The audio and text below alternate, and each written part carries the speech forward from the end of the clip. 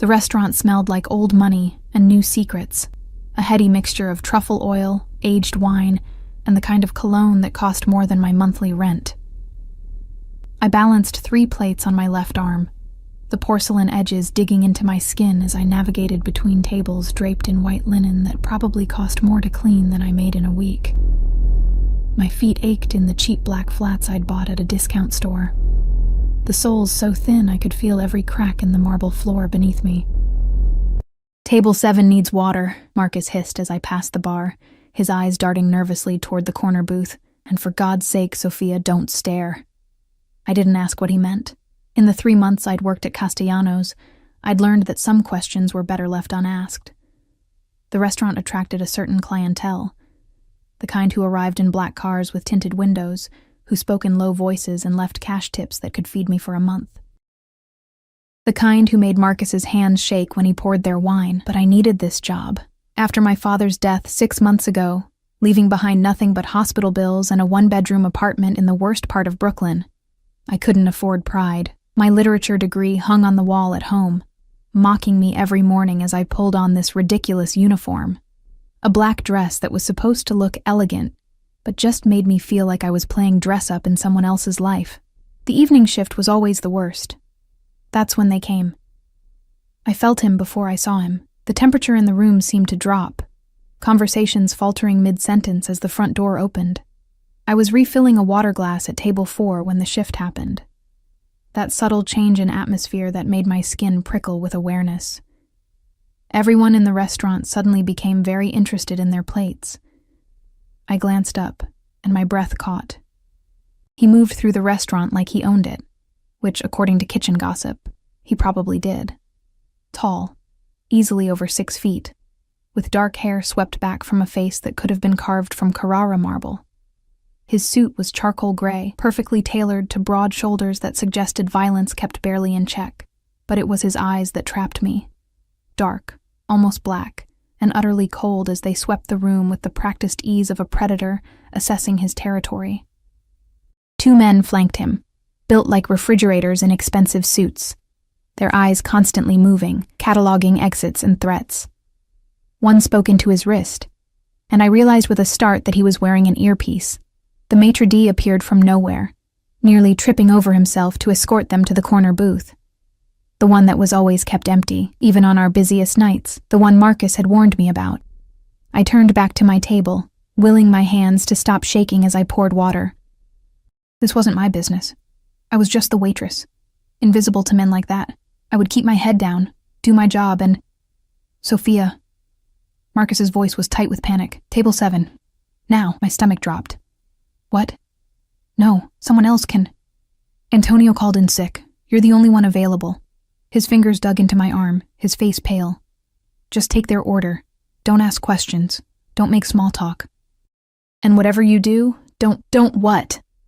But Marcus was already pushing me forward. A leather-bound menu thrust into my trembling hands. The walk to table 7 felt like miles. I could feel eyes on me, not just his, but everyone's. The entire restaurant seemed to be holding its breath, watching to see what would happen to the foolish girl who'd drawn the short straw. Up close, he was even more devastating and terrifying. The scent of his cologne hit me first. Something dark and expensive, cedar and bergamot with an underlying note of danger. He sat with his back to the wall, one arm draped casually over the booth. But there was nothing relaxed about him. Every line of his body spoke of coiled tension, of violence waiting for an excuse. His companions flanked him like silent sentinels, their faces expressionless. "Good evening, gentlemen." My voice came out steadier than I'd expected, though I couldn't quite meet his eyes. "My name is Sophia, and I'll be taking care of you tonight. Can I start you with something to drink?" Silence. I forced myself to look up and immediately wished I hadn't. Those black eyes were fixed on me with an intensity that made my skin burn. Not with attraction, or not just attraction. There was curiosity there, and something else I couldn't name. Something that made me feel like a butterfly pinned to a board. Sophia. He spoke my name like he was tasting it, his voice deep and accented. Italian, definitely, but smoothed by years of American business. An interesting choice. Greek wisdom for an Irish girl. I blinked. I'm actually half Italian, sir. My mother... I cut myself off, heat flooding my cheeks. Marcus had said no small talk. What can I get you to drink? The corner of his mouth twitched. It wasn't quite a smile, but it transformed his face, making him somehow more dangerous. Half Italian. Then perhaps you can recommend something. What would you drink, Sophia, if you could afford anything on our menu? The question felt like a trap. One of his men, the one with a scar bisecting his left eyebrow, made a low sound that might have been a warning.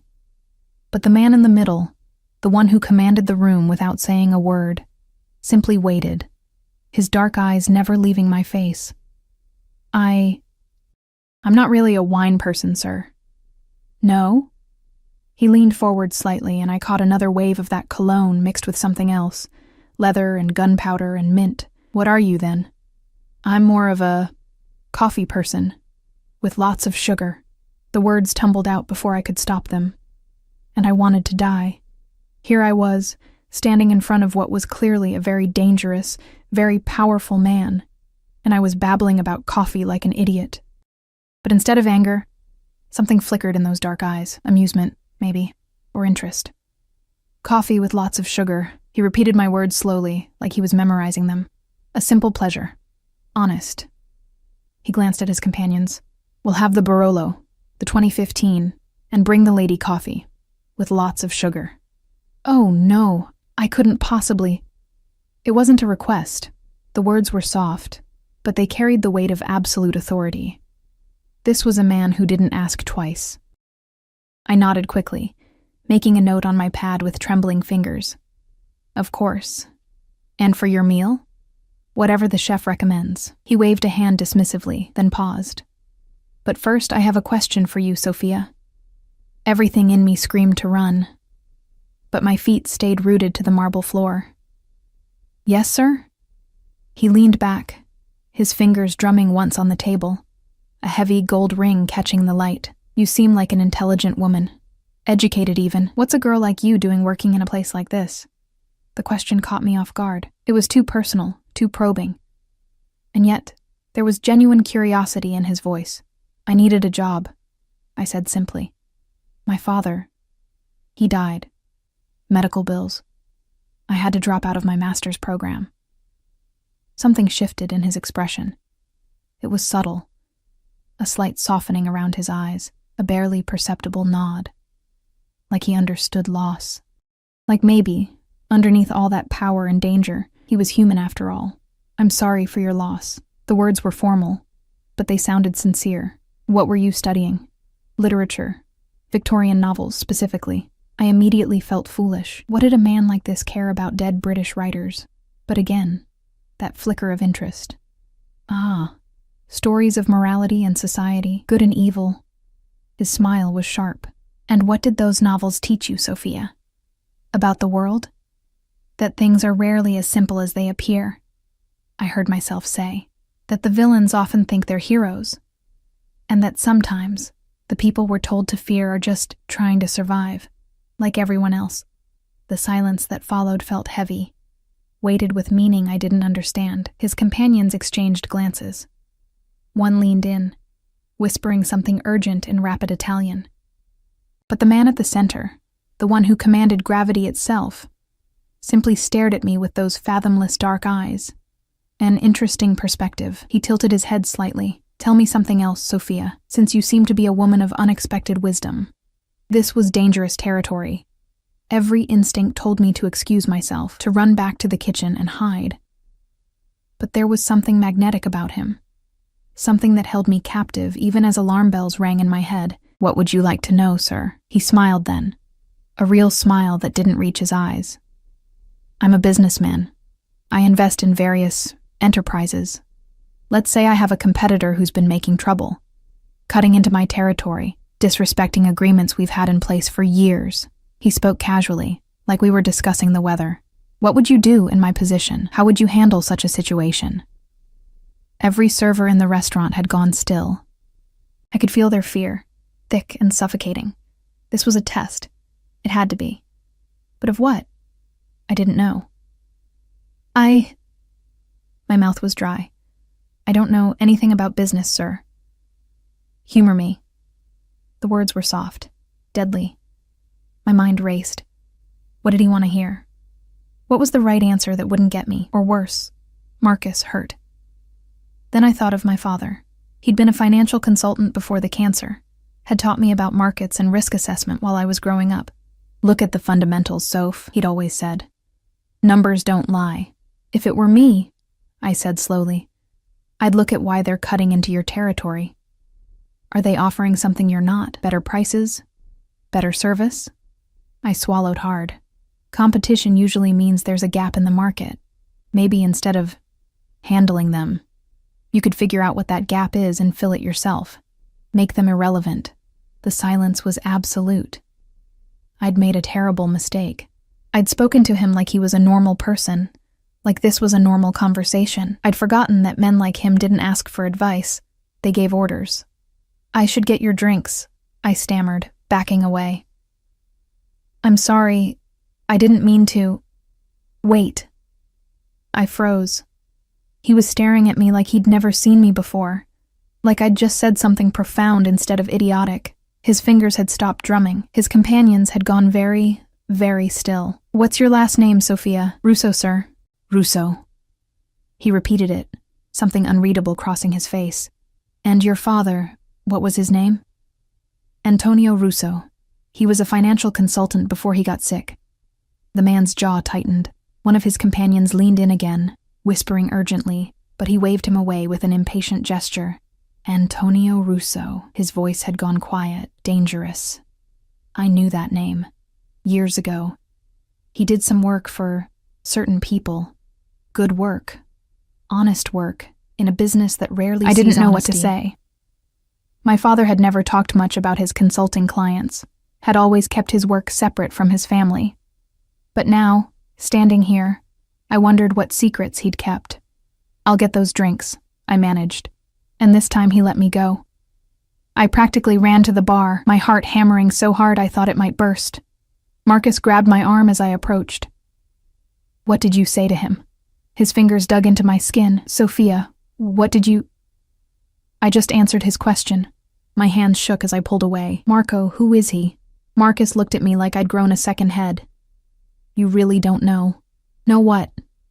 He glanced toward table 7, then back at me, his face pale.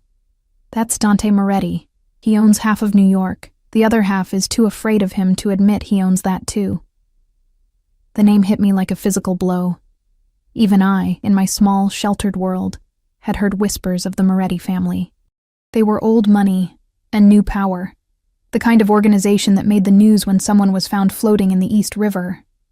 Oh God, my legs went weak. Oh God, Marco, I told him... I couldn't even finish the sentence.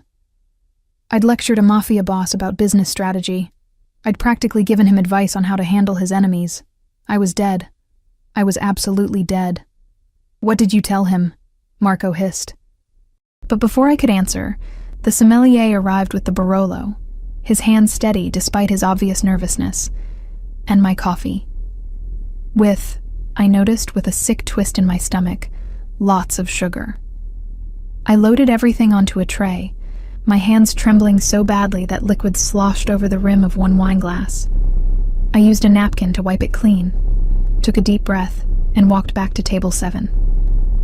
As I approached, I caught the tail end of a heated discussion in Italian. Dante Moretti's voice was low and firm, his companions clearly arguing against something. But when I arrived, silence fell instantly. I set down the wine glasses with as much grace as I could muster, then placed the coffee in front of the empty seat across from Dante Moretti. I'm sorry, I said quietly. I assumed. You assumed correctly. He gestured to the seat. Sit. Every alarm bell in my head went off at once. Sir, I can't. I'm working. And my manager will not say a word. His eyes never left my face. Sit, Sophia Russo. I want to discuss your financial advice. This was wrong. Everything about this was wrong, but saying no to Dante Moretti wasn't an option. I slid into the booth, the leather cold against my legs, this close. I could see details I'd missed before, the slight silver at his temples, the thin white scar along his jaw. the way his hands, for all their elegance, bore the calluses of someone who knew violence intimately. "You said something interesting," he began, his voice conversational but his eyes sharp. "About finding the gap in the market. About making competition irrelevant rather than destroying it outright." I wrapped my hands around the coffee cup, grateful for something to hold on to. "It was just a thought. I don't know anything about your actual business." "No," he agreed. "You don't, but sometimes the clearest perspective comes from outside, from someone who isn't entrenched in traditional methods." One of his men cleared his throat. "Boss, perhaps this conversation should wait until—" Dante raised one finger, just one. But it was enough. The man fell silent immediately. "Tell me more about your father's work, Sophia." It wasn't a request. "There's not much to tell. He worked with small businesses, mostly. Restaurants, shops. Helped them manage their finances, streamline their operations." I took a sip of coffee, buying time. "He always said that every business, no matter how big or small, operates on the same basic principles. Supply and demand, risk and reward, trust and reputation." "Trust and reputation," Dante repeated softly. "Yes, those are crucial commodities in my world." He fell silent, studying me with an intensity that made my skin feel too tight. I forced myself to meet his gaze, to not look away like a frightened rabbit, even though everything in me screamed to run.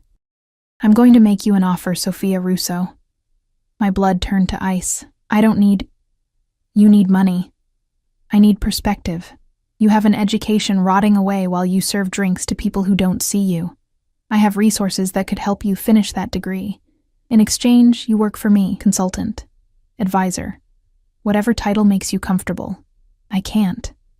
The words burst out of me. "Mr. Moretti, I appreciate the offer, but I can't work for someone like you. I don't know anything about what you do, and I don't want to know. I just want to save enough money to go back to school and live in that one-bedroom apartment in Brownsville where the locks don't work and your neighbor deals drugs through a hole in the wall." I went very still. "How do you know where I live?" His smile was thin. "I know everything about everyone in my city, Sophia. It's how I've survived this long, which is why I know that you walk home alone at midnight 3 nights a week, that you've been eating ramen for dinner because you can't afford anything else, and that you're exactly 2 months behind on your father's medical bills." Horror and anger warred in my chest. "You've been watching me?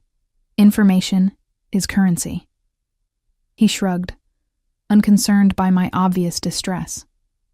"And you, Sophia Russo, are far more interesting than you realize. Your father did work for my father years ago. Good, honest work. He never asked questions, never tried to leverage his knowledge. When my father died, your father sent flowers. Not many people dared to show that kind of respect. I hadn't known. Dad had never mentioned any of this." "So yes," Dante continued, "I've been aware of Antonio Russo's daughter. And when I heard you'd taken a job here at my restaurant, I was curious." "This is your restaurant?" "I own many things, Sophia. This is just one of them." He leaned forward, his cologne washing over me. "And now I'm offering you a chance to own something too. Security, education, a future that doesn't involve worn-out shoes and men who don't see you." "And what would you own?" I shot back, surprising myself with my boldness. "What would you get out of this arrangement?" For the first time, something like approval flickered across his face. Honesty, fresh perspective. Someone who isn't afraid to tell me when I'm wrong, and Sophia, based on this conversation, I believe you would be brave enough to do exactly that. He paused. "And perhaps a chance to repay a debt to a good man who showed my family respect when few others did." It was a trap. It had to be. Men like Dante Moretti didn't make offers out of kindness or sentimentality. There was always an angle, always a price. But God help me. I was drowning in debt and desperation, and he was offering me a life raft. "I need to think about it," I whispered. "Of course." He reached into his jacket. I flinched involuntarily, and shame burned through me when I realized what I'd thought he was reaching for, and pulled out a business card. Heavy cardstock, simple black text, just a name and a phone number. "You have 3 days. Call me with your answer. I took the card with numb fingers, the paper feeling like it weighed 1,000 pounds. And Sophia? His voice dropped lower, more intimate. Don't run. Don't try to disappear. It won't work, and it will only make things complicated. It wasn't a threat. Not exactly. But the implication was clear. I nodded, not trusting my voice, and stood on shaking legs. As I walked away, I could feel his eyes on me, heavy as a physical touch. I made it to the bathroom before my legs gave out completely. I sat on the closed toilet lid, my head in my hands, trying to process what had just happened. 3 days.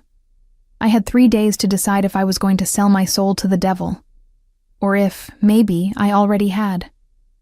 I didn't sleep that night. The business card sat on my nightstand like a coiled snake, innocent white cardstock that somehow radiated menace in the darkness of my studio apartment. Every time I closed my eyes, I saw Dante Moretti's face. Those black eyes that seemed to see straight through me, that thin smile that promised both salvation and damnation. 3 days. The morning light filtering through my threadbare curtains felt like an accusation. I'd called in sick to the restaurant, unable to face the gossip and questions that would inevitably follow last night's scene. Marcus had sent me 6 increasingly frantic text messages, each one more desperate than the last. What did he say to you? Sophia, people are talking.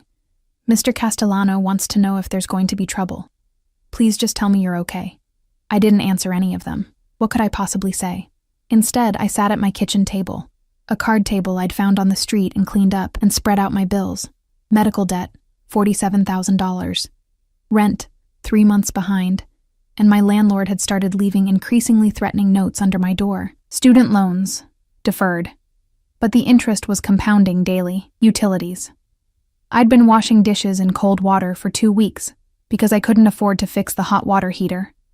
My father's life insurance had covered the funeral and nothing else. His consulting business had died with him, clients disappearing like smoke once word got out that Antonio Russo was gone.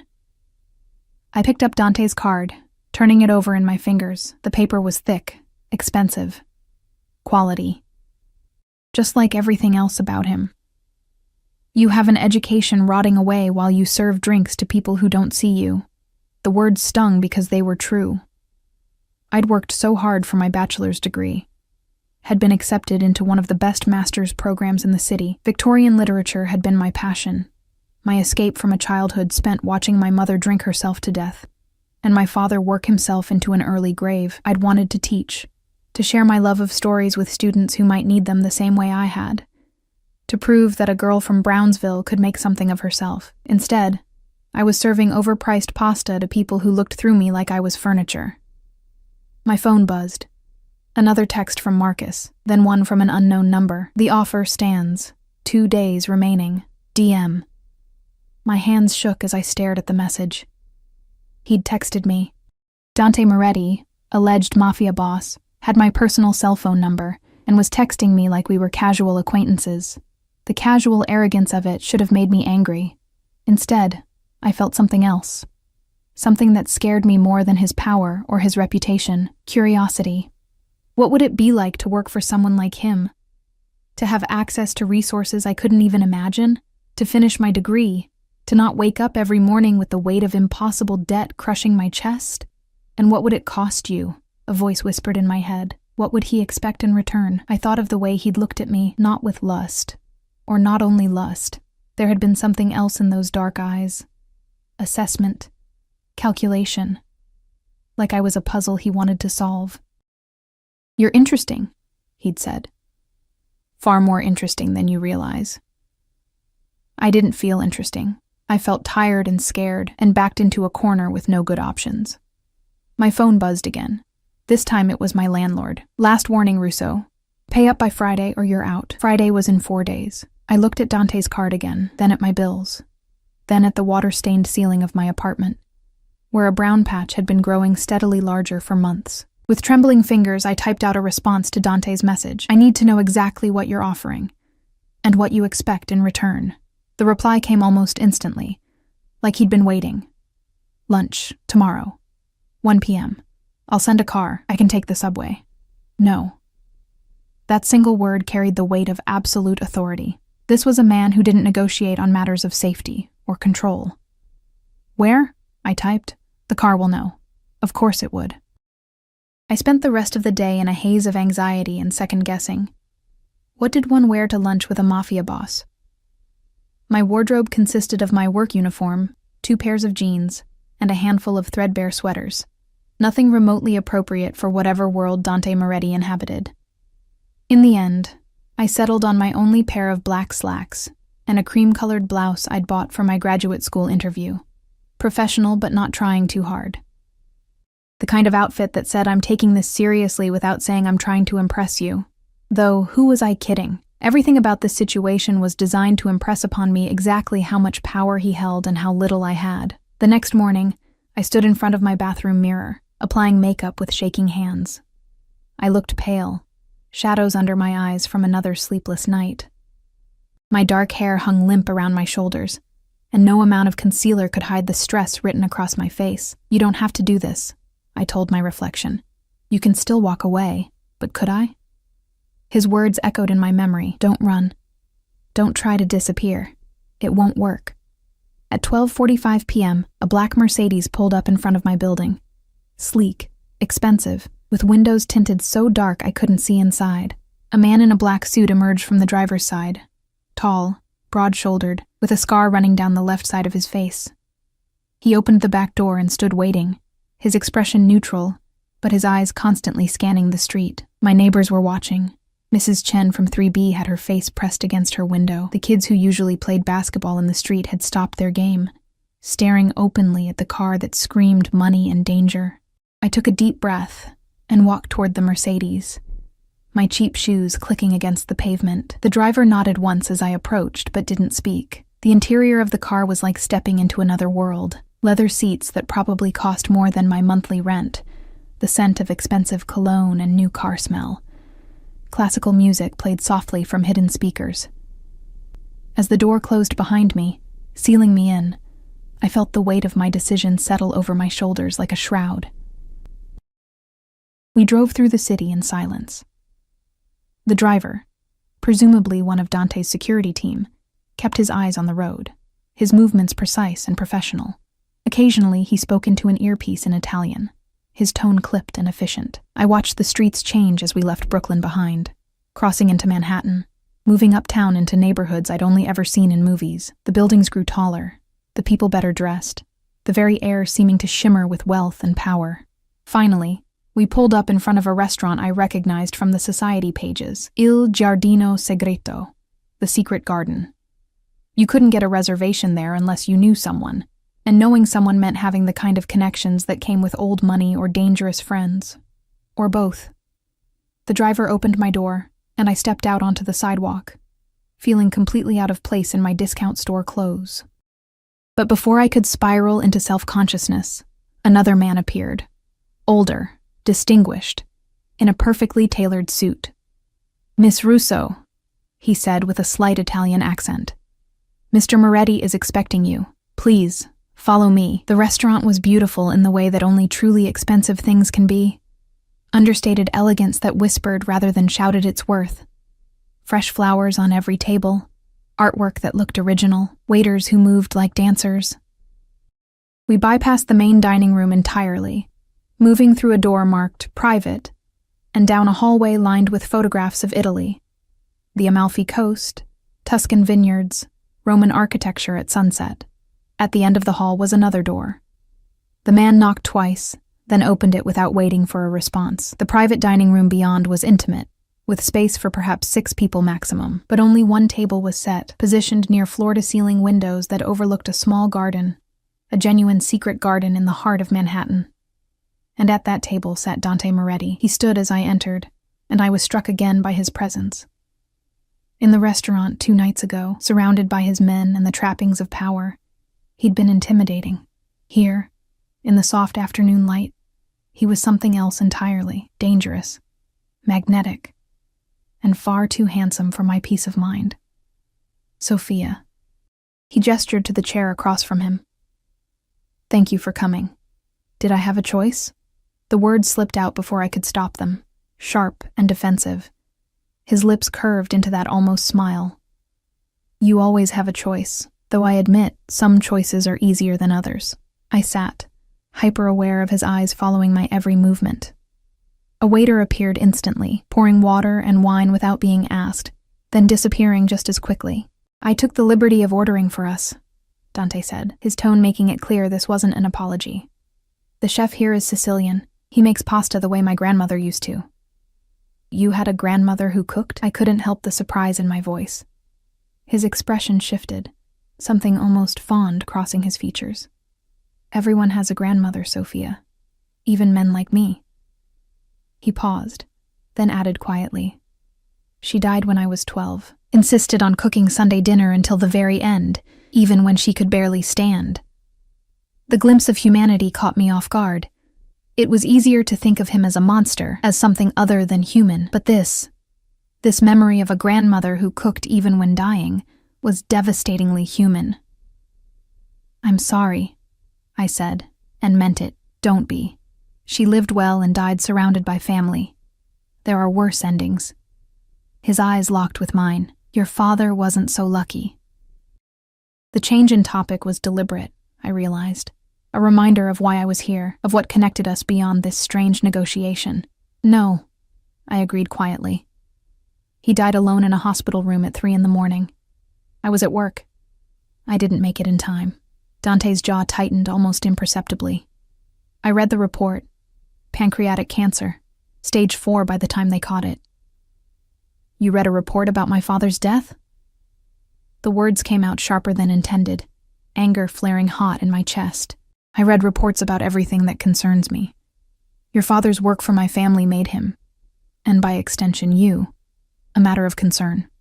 He leaned forward slightly. "But if you're asking whether I had someone dig into your personal tragedy for leverage, the answer is no.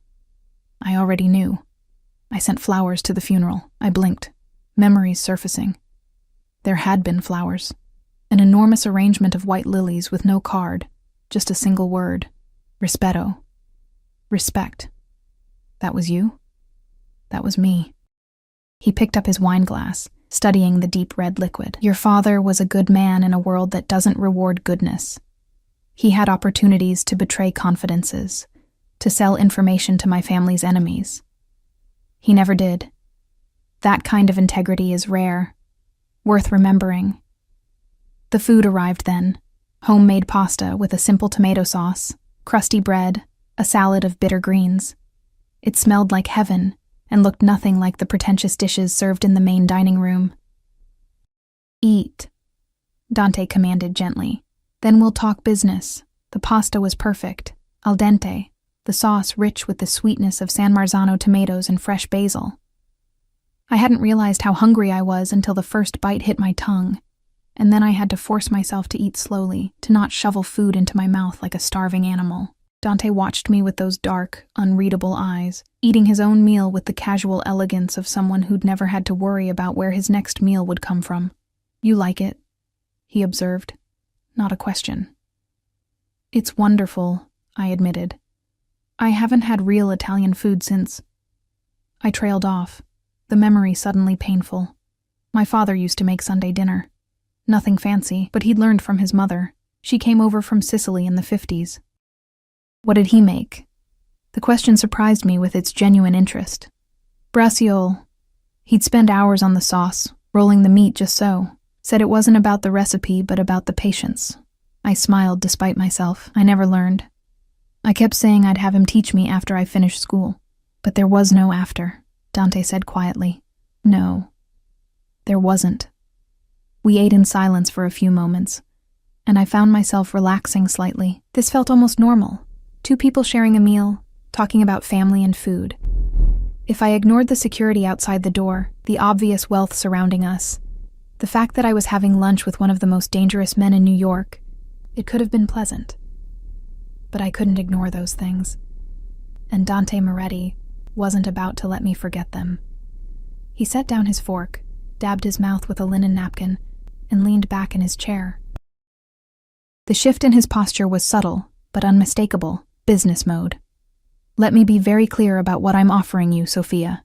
His voice was calm, measured, the voice of a man used to negotiating deals worth millions. I want you to work as a financial consultant for my legitimate businesses. I own restaurants, real estate holdings, construction companies, import-export operations.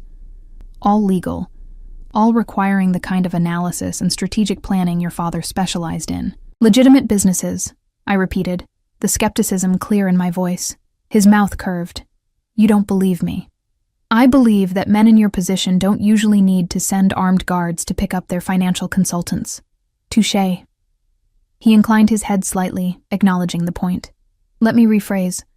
I own many businesses. Some of them are entirely legitimate and could benefit from fresh perspective. Those are the businesses you would work with. The rest, he shrugged. You would have no contact with, no knowledge of, and no responsibility for. Plausible deniability, protection, he corrected. For both of us, what you don't know can't hurt you, or be used against you. I took a sip of water, buying time to think. And the pay? $60,000 a year to start. Health insurance. And I'll pay off your father's medical debt in full. I nearly choked on my water. $60,000 was more than I'd make in 3 years serving tables. And the medical debt. God, that alone was worth more than I could imagine. That's too much, I said automatically. For basic financial consulting, that's market rate for someone with your education and your father's reputation. Dante interrupted smoothly. And before you argue, understand that I'm not being generous. I'm being practical. Underpaid employees become resentful. Resentful employees become security risks. I pay well because loyalty is expensive, and betrayal is more expensive still. The casual way he spoke about loyalty and betrayal sent a chill down my spine. This was a man who'd clearly dealt with both. What about school? I asked. You mentioned helping me finish my degree. You'll work 20 hours a week, flexible schedule around your classes. When you graduate with your master's, we'll renegotiate your salary and position. He paused. Assuming you want to continue working for me. It was almost too good to be true, which meant it probably was. What's the catch? I asked bluntly. There's always a catch. Something flickered in his eyes, approval maybe. The catch is that you work for me, Sophia. That means you represent my interests. You don't discuss my business with anyone outside my organization. You don't ask questions about things that don't concern you. And you understand that once you're in... He leaned forward, his voice dropping lower. It's very difficult to get out. There it was. The trap I'd been waiting for. You're asking me to sell my soul, I said quietly. I'm asking you to sell your skills, he corrected. Your soul is your own. What you do with it is your choice. He held my gaze. But let's be honest about your options. You can keep serving tables, falling further into debt, watching your dreams die slowly. Or you can take what I'm offering, financial security, education, a future. Under your control, under my protection, he said. There's a difference. Is there? Yes. The single word was firm, absolute. Control is about power over someone. Protection is about keeping them safe from those who would use power against them. He paused. Your father understood that distinction. It's why he worked for my family without ever becoming part of my family. I wanted to argue, to point out all the ways this was manipulation dressed up as opportunity. But the truth was, he was right about my options. I was drowning, and he was offering me a lifeline. The fact that the lifeline came with strings attached didn't make it any less real. I need time to think, I said finally. You have until tomorrow night. After that, the offer expires. His tone made it clear this wasn't negotiable.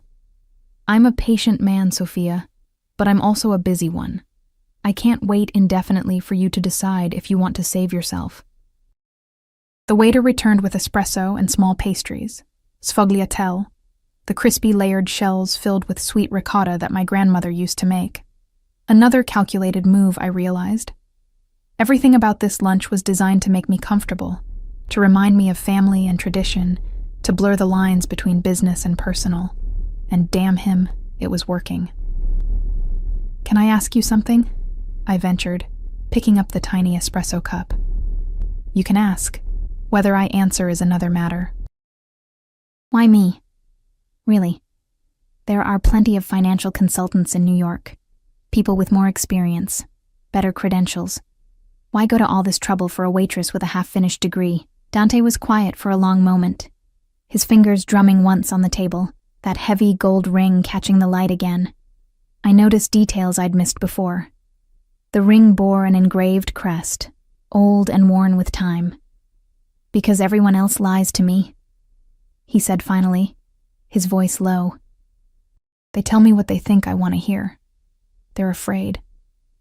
And fear makes people stupid. He met my eyes. But you, when I asked you about my competition problem, you didn't try to flatter me or agree with whatever violent solution you thought I wanted. You gave me an honest answer, a smart answer. That's rare. Valuable. So this is about ego? You want someone who'll tell you the truth? His smile was sharp. This is about survival. An organization that only hears yes becomes blind. Blind organizations die. He leaned back. Your father told my father no once. Did you know that? I shook my head. My father wanted to invest in a restaurant chain. Your father looked at the numbers and said it was a bad investment, that the market was oversaturated. My father was furious. Insisted he do it anyway. Dante's expression was distant, remembering. The chain went bankrupt within 2 years. Cost my father millions. And you know what he said? What? I should have listened to Antonio. He never forgot that. And when he needed advice after that, he always called your father first. Dante's eyes refocused on me. I want what my father had, someone who isn't afraid to tell me when I'm wrong. Someone who looks at problems differently than I do. It was the most honest thing he'd said since I'd arrived, and it terrified me because it made sense. Because it made him seem human rather than monstrous. Because it made this whole situation feel less like a trap and more like an actual opportunity.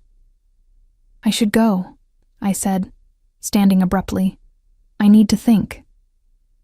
Dante stood as well, moving around the table with fluid grace. He was close now, close enough that I could smell his cologne again, could see the silver threading through his dark hair at the temples. Think carefully, Sophia, he said softly. But don't think too long. The world doesn't wait for us to be ready. It moves, and we either move with it or get crushed beneath it. He pulled something from his jacket pocket. An envelope, thick and cream-colored. Your father's medical bills, paid in full. Regardless of your answer tomorrow. I stared at the envelope like it might bite me. I can't accept that. Not if I'm not going to work for you. Consider it a gift. Respect for your father's memory. He pressed it into my hands. No strings, no obligations. Just one less burden for you to carry. The envelope felt heavy, weighted with implications I couldn't begin to understand. This wasn't generosity. Men like Dante Moretti didn't do things without reason. But God, the thought of being free from that debt, of not waking up every morning to collection calls and threatening letters. Thank you, I whispered, hating how much I meant it. His hand came up, and I flinched involuntarily, but he only tucked a strand of hair behind my ear, his touch surprisingly gentle. Go home, Sophia. Think about what you want your life to look like in 5 years, then call me with your answer. The driver was waiting outside, standing beside the Mercedes like a silent sentinel. The ride back to Brooklyn passed in a blur, my mind spinning with everything Dante had said, everything he'd offered, everything I stood to gain or lose. When I finally climbed the stairs to my apartment, I felt exhausted, wrung out, like I'd just survived an interrogation rather than a lunch. I opened the envelope. Inside were receipts marked paid in full for every medical bill. $47,000 gone with the stroke of a pen, and a handwritten note in elegant script. Your father would want you to be free. The choice is yours. DM. I sat on my second-hand couch and cried. I called him the next morning. The decision had come to me at 3 a.m., staring at my water-stained ceiling while sirens wailed somewhere in the distance, and my neighbor's bass thumped through the thin walls. I'd thought about my father, about the dreams he'd had for me, about the last conversation we'd had in that sterile hospital room. Don't waste your life being afraid, Soph, he'd whispered, his hand cold in mine. Take chances. Live big. This wasn't exactly what he'd meant, but it was a chance. and God knew my current life wasn't living big. It was barely living at all. Dante answered on the first ring, his voice alert despite the early hour. Sophia. I'll do it, I said before I could change my mind. I'll work for you. But I have conditions. A pause. Then, I'm listening. I want everything in writing. Contract, salary, job description. All of it legal and official. My voice was steadier than I felt. And I want to start with a 6-month trial period. If it's not working out, either of us can walk away. No. The flat refusal caught me off guard. What do you mean, no? I mean contracts can be subpoenaed. Written agreements become evidence. In my world, Sophia, a handshake is worth more than 1,000 pages of legal documents. His voice was firm, but not unkind. As for walking away, once you're in, you're in. But I can promise you this. As long as you're loyal to me, I'll be loyal to you. That's worth more than any contract. It should have been a red flag. It should have sent me running. But something in his voice, that absolute certainty, that old world code of honor, made me believe him. Okay, I heard myself say. When do I start? Today. I'm sending a car at 10. Bring whatever you need for the next week. A week? I thought. You'll be staying at one of my properties while we get you situated. Safer that way. Before I could protest, he added, separate quarters, full privacy. But I need you close while you're learning the business. Every instinct screamed that this was moving too fast, that I was losing control of the situation. But what control had I ever really had? Fine. 10 o'clock. Sophia? His voice softened slightly. You made the right choice. I wasn't sure about that. But I'd made a choice, and that was something. The black Mercedes arrived precisely at 10, this time driven by a different man, younger, with kind eyes and a professional demeanor that somehow felt less threatening than the scarred driver from yesterday. Miss Russo, I'm Marco. I'll be your primary driver while you're working for Mr. Moretti. He took my battered duffel bag, everything I owned fit into one bag, which was depressing, and held open the car door. Mr. Moretti asked me to assure you that you're safe. Nothing will happen to you under our protection. It was meant to be comforting. Instead, it reminded me that I was now someone who needed protection. We drove north, out of Brooklyn, through Manhattan and into Westchester County. The landscape changed gradually. Concrete giving way to trees, cramped buildings replaced by sprawling estates hidden behind stone walls and iron gates. Finally, we turned onto a private road that wound through manicured grounds before ending at a house that made my breath catch. It wasn't a house. It was a mansion. All stone and glass, modern architecture blending seamlessly with classical Italian design. Gardens stretched in every direction, and I could see a pool glittering in the distance. This is where I'm staying? My voice came out as a squeak. Marco smiled. The guest house, actually. This is Mr. Moretti's private residence. Of course it was. The guest house turned out to be a small cottage near the back of the property. Small, being relative, since it was still bigger than any apartment I'd ever lived in. 2 bedrooms, a full kitchen, a living room with windows overlooking a rose garden. Mr. Moretti will send for you this afternoon, Marco said, setting my bag inside. Make yourself comfortable. If you need anything, there's a phone in the kitchen. Just dial 0. Then I was alone. I spent the next hour exploring the space, running my fingers over furniture that was worth more than everything I'd ever owned combined. The bathroom had a tub big enough to swim in, heated floors, and about a dozen towels so soft they felt like clouds. The closet held clothes, my size exactly. I pulled out a simple black dress, well made but professional. Then a pair of slacks and several blouses, all expensive, all perfect, all somehow exactly my style. He'd planned this. Down to the last detail, Dante Moretti had planned my life. The thought should have terrified me. Instead, I felt something else. A strange mixture of relief and resentment. Relief that someone was taking care of things, making decisions. Resentment that I'd given up the right to make those decisions myself. At 2 o'clock, Marco returned to escort me to the main house. If the exterior was impressive, the interior was breathtaking. Marble floors, vaulted ceilings, artwork that looked like it belonged in museums. But despite the obvious wealth, there was a warmth to the space. Family photographs on the mantle, fresh flowers in every room, signs of actual life rather than just expensive decoration.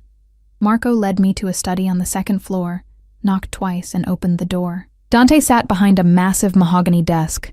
Surrounded by computer monitors and stacks of files, he'd shed his suit jacket, working in shirt sleeves that revealed forearms corded with muscle. Reading glasses perched on his nose, making him look almost scholarly.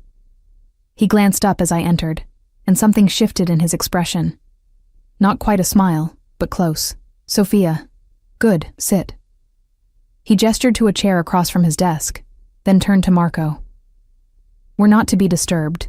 Station yourself outside." Marco nodded and left, closing the door behind him. I sat, hyper-aware of how out of place I looked in this room full of expensive things and dangerous secrets. Dante removed his glasses, setting them aside, and studied me for a long moment. "How are you settling in? The cottage is beautiful.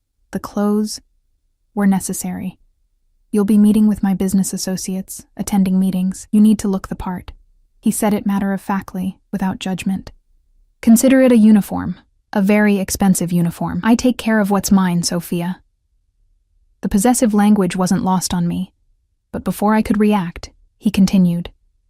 "Now, let's discuss what you'll actually be doing." He spent the next 2 hours walking me through his legitimate businesses, and there were more than I'd expected. Restaurants throughout the tri-state area, a construction company that specialized in historic renovations, import businesses bringing in Italian wines and olive oil, several real estate holdings.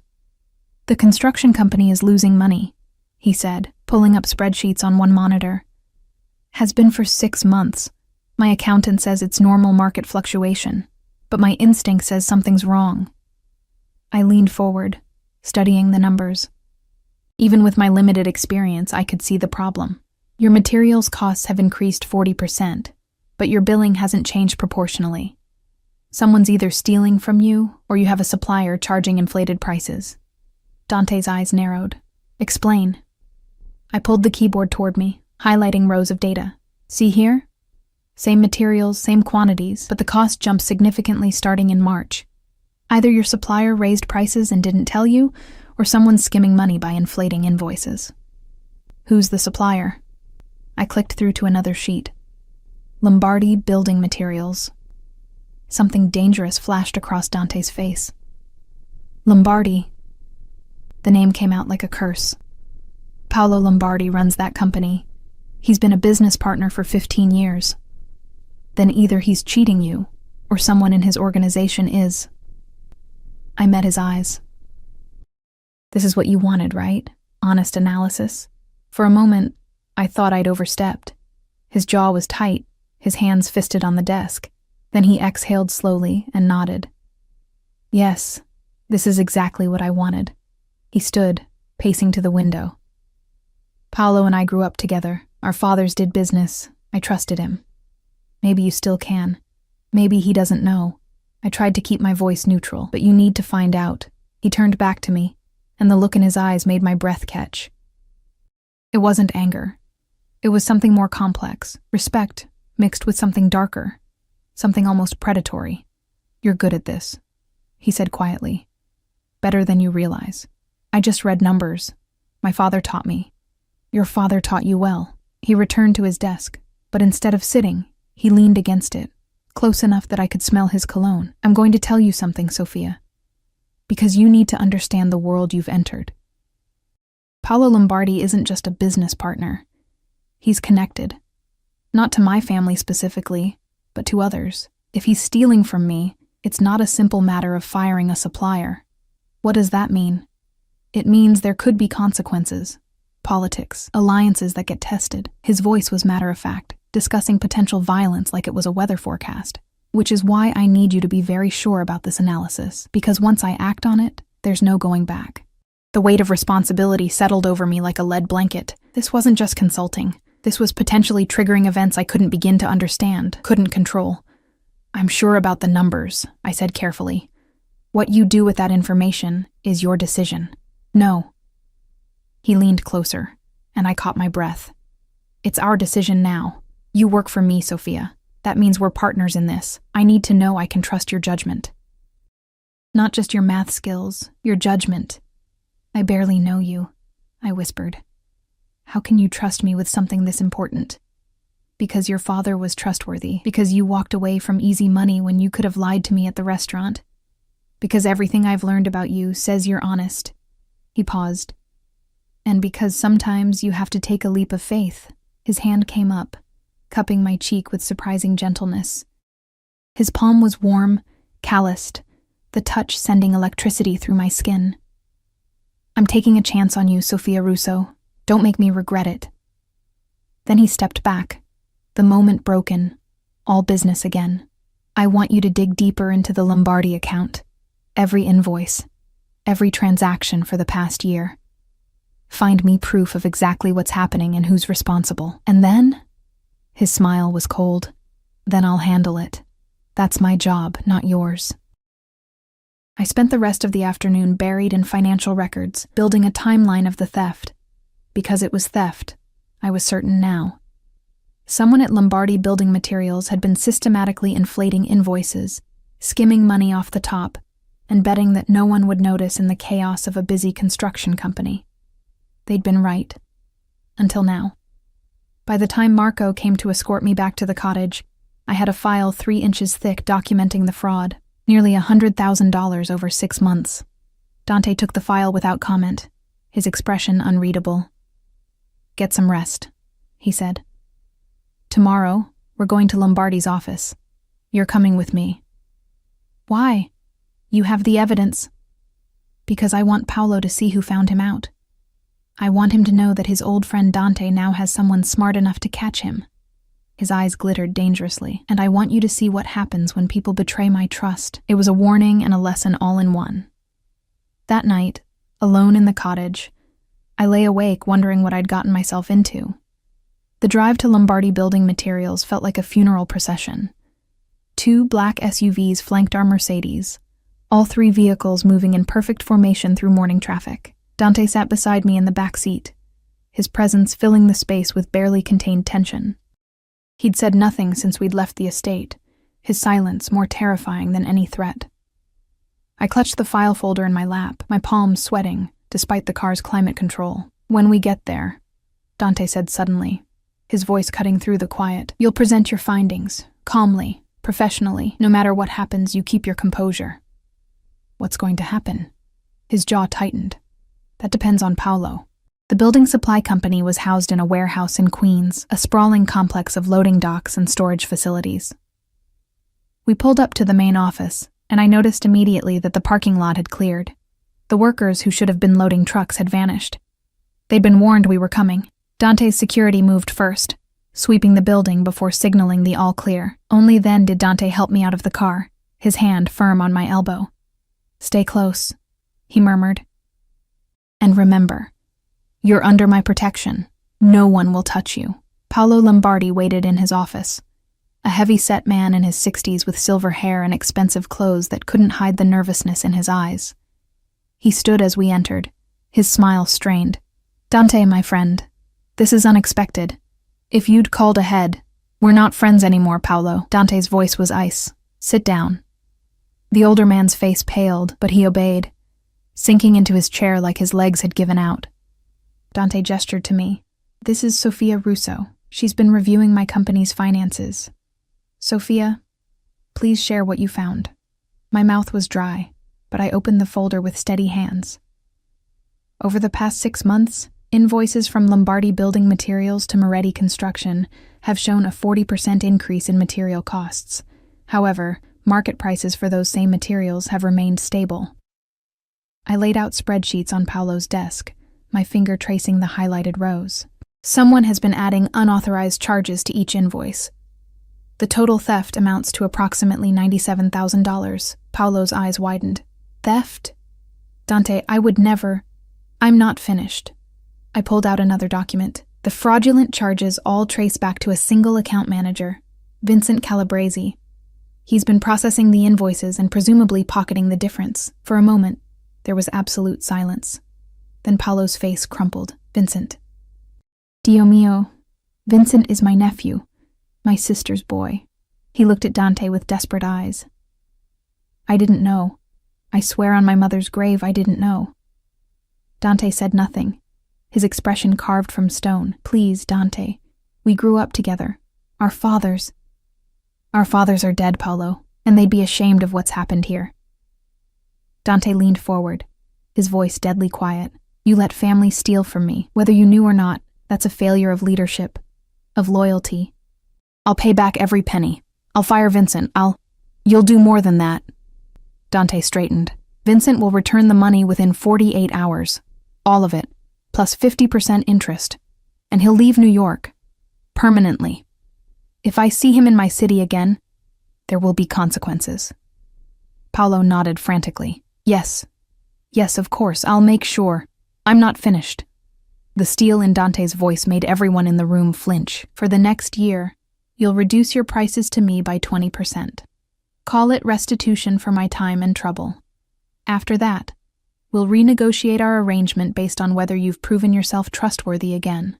It was a punishment, but also mercy. Paolo seemed to recognize that, relief washing over his features. Thank you, Dante. Thank you. I won't let you down again. Dante turned to leave, then paused. And Paolo, if I find out you knew about this and lied to me today, you won't get a second chance. Am I clear? Crystal clear. I swear. I had no idea. Outside, I gulped in fresh air, my hands trembling with the aftermath of adrenaline. I'd expected violence, or at least the threat of it. Instead, I'd witnessed something more complex. Justice, certainly, but also pragmatism. Dante had protected his interests without destroying a decades-long relationship. You handled that well, Dante said as we drove away. No hesitation, no fear. I was terrified, I admitted. Good. Fear keeps you sharp. He glanced at me. But you didn't let it control you. That's the difference between surviving in this world and drowning in it. Over the next 3 months, I settled into a routine I never could have imagined. My days were split between classes. I'd re-enrolled in my graduate program and work for Dante's organization. I analyzed financial reports, identified inefficiencies, proposed strategies for expansion and consolidation. And slowly, terrifyingly, I became good at it. Dante was a demanding boss, but a fair one. He listened to my recommendations, challenged my assumptions, pushed me to think strategically rather than just analytically. Our meetings evolved from tense confrontations to genuine collaborations. But there was something else happening too. Something I tried desperately to ignore, the way his eyes followed me when I entered a room. The unnecessary touches, a hand on the small of my back, fingers brushing mine when passing documents, the conversations that stretched late into the evening, moving from business to personal, from professional to intimate. I told myself it was nothing. He was my boss. This was just a job. But I was lying to myself. It came to a head on a cold November evening. I'd been working late in his study, finishing an analysis of a potential restaurant acquisition. Dante had been on the phone, speaking rapid Italian to someone in Sicily, his voice rising and falling with intensity. When he finally hung up, the silence felt heavy. You should eat something, he said, loosening his tie. You've been working for 6 hours straight. I'm almost done. Sophia. He crossed to where I sat, pulling my chair away from the desk with gentle force. When was the last time you had a real meal? Not coffee and whatever Marco brought you. I couldn't remember. I'm fine. You're exhausted. His hands settled on my shoulders, and I felt the warmth of them through my blouse. You push yourself too hard, says the man who works 18-hour days. His laugh was low, rumbling through his chest. Fair point. But his hands didn't move. Instead, his thumbs began tracing small circles against my shoulders, working at the knots of tension there. I should have moved away, should have maintained professional boundaries. But God, it felt too good, and I was so tired of being strong, of being careful. Dante, I whispered. A warning or a plea, I wasn't sure which. I know. His voice was rough. I know this is complicated. I know I'm your boss. I know there's a power imbalance that makes this impossible. Then why? Because I can't stop thinking about you. The confession came out harsh, almost angry. Since that first night in the restaurant, when you looked at me like I was just a man asking a question instead of something to fear, you've been in my head, Sophia, distracting me, making me question things I've always been certain about. My heart hammered against my ribs. What things? His hand slid from my shoulders to my arms, turning my chair so I faced him. He crouched down, putting us at eye level, his dark eyes burning with intensity. Whether power is enough, whether I want to spend the rest of my life alone in this house, surrounded by people who fear me rather than know me. He reached up, cupping my face with both hands. Whether maybe, just maybe, your father sent you to me for a reason. My father's dead, I whispered. I know. But if he were alive, if he could see you now, would he be proud? Or would he hate me for bringing you into this world? The question caught me off guard with its vulnerability.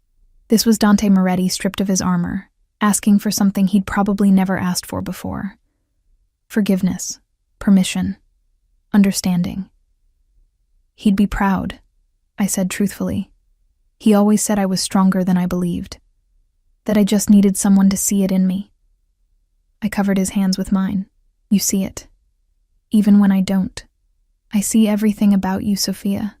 Your strength, your intelligence, the way you bite your lip when you're concentrating, the way you argue with me when you think I'm wrong, the way you've transformed from that scared girl in the restaurant into someone formidable. I'm still scared, I admitted. Good. So am I. He leaned closer, his forehead resting against mine.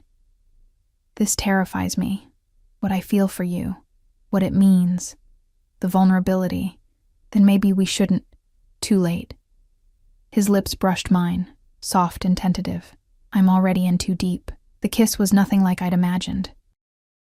Not forceful or demanding, but gentle, almost reverent, like I was something precious that might shatter if handled too roughly. When we finally pulled apart, we were both breathing hard. This changes everything, I said. I know. Your organization, the people who work for you, they'll see it as weakness. Let them try. The steel returned to his voice. You're mine to protect now, Sophia. Mine to care for. And anyone who has a problem with that will answer to me.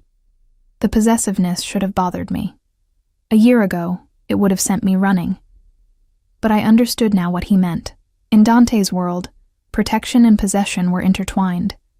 To claim me was to shield me from harm. What happens now? I asked. Now? His smile was almost boyish. Now I take you to dinner. A real date, not a business meeting. And we figure out how to navigate this like two adults who actually like each other. I'm still your employee. Then I'll give you a raise. He pulled me to my feet. And before you argue about ethics, Sophia, I own the company. I make the rules. And my rule is that I'm allowed to court the brilliant, beautiful woman who saved my construction business and called me out on my bullshit. I couldn't help laughing. Court? Who says court anymore? I do. Because you deserve courting. Romance. All the things women want and men like me rarely provide. His expression turned serious. I can't promise you a normal life. There will always be danger. Always be complications. But I can promise you honesty, loyalty. Everything I have. Everything I am. It's yours if you want it. It was the most honest proposal. Of what? I wasn't sure yet. I'd ever heard. Okay, I whispered. Okay, take me to dinner, Dante Moretti. Let's see where this goes. His smile could have lit up the entire city. 6 months later, I defended my master's thesis on Victorian literature's influence on modern romance narratives. Dante sat in the back row, looking completely out of place in his expensive suit among the academics and students, but refusing to miss it. When I finished, when the committee congratulated me on an excellent defense, I looked back and found him watching me with naked pride. That night, he proposed.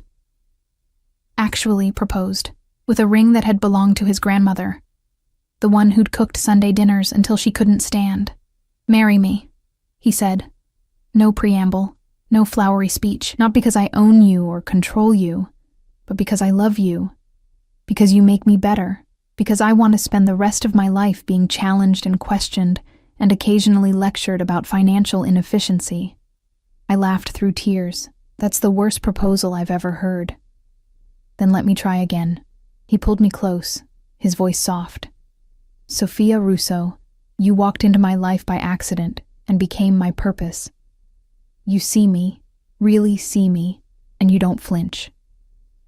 You argue with me when I'm wrong and support me when I'm right. You're brilliant and brave, and everything I never knew I needed. Please, for the love of God, say you'll marry me. Yes, I whispered. Yes, I'll marry you. We married 6 months later in a small ceremony in the garden where we'd had that first lunch. No mob spectacle, no huge wedding, just family.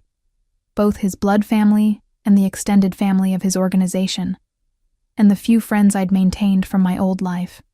My father wasn't there to walk me down the aisle, but I felt him anyway, felt his approval in the warm breeze, in the scent of the roses he'd loved. Take chances, Soph. Live big. I had, and God help me. I'd never been happier. Dante wasn't perfect. His world wasn't safe or simple. There were still dangers, still complications, still moments when I questioned the life I'd chosen. But every night I came home to a man who valued my mind as much as my heart, who asked my opinion on business decisions and actually listened, who'd kept his promise of loyalty and protection. And every morning, I woke up next to someone who saw me, really saw me, and loved what he found. I'd come to that restaurant a broken, desperate girl serving drinks to people who didn't see her. I'd left as a woman who'd found her strength, her voice, and against all odds, her future. Sometimes the right choice is the terrifying one. Sometimes salvation comes from the most unexpected places. And sometimes, just sometimes, the dangerous man in the corner booth turns out to be exactly what you needed all along.